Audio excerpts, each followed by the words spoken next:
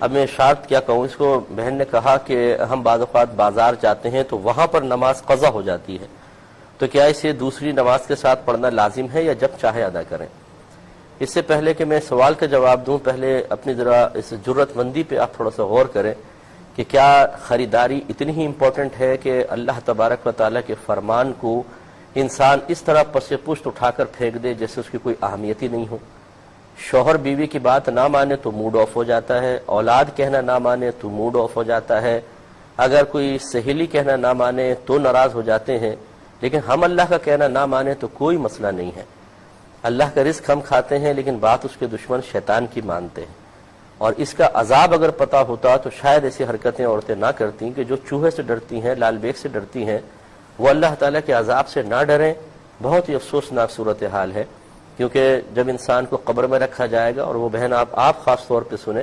کہ اگر آپ نے توبہ نہیں کی تو جب آپ کو قبر میں رکھا جائے گا تو قبر کی دیواریں آپس میں ملیں گی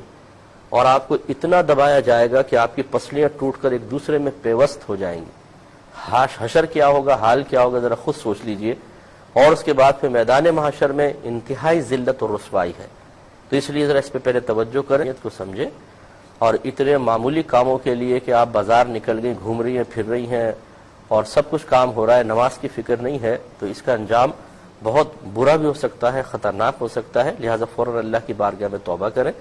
اور جب آپ کو پتہ ہے کہ اتنا کلوز ٹائم ہے تو پھر خریداری کے لیے نہ نکلیں، نماز کی حفاظت کریں،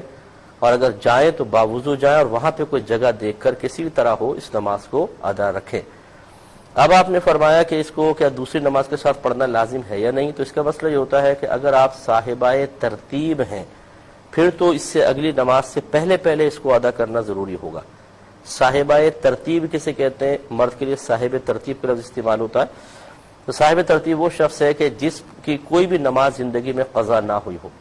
اور اگر ہوئی تھی تو اس نے اس کو ادا کر لی ہو تو وہ صاحب ترتیب ہو جاتا ہے۔ اسے چاہیے کہ اگر کوئی نماز قضا ہو جائے تو اگلی نماز سے پہلے اس کو ادا کرے۔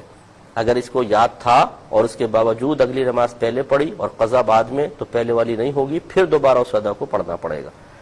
اور اگر ایسا نہیں ہے، پہلے بھی زندگی کی بہت ساری نمازیں قضا ہیں، جیسے کہ آپ کے سوال سے ہی ظاہر ہو رہا ہے کہ بہت ساری ہوں گی، میرا حسن ظن قائم نہیں ہو پا رہا،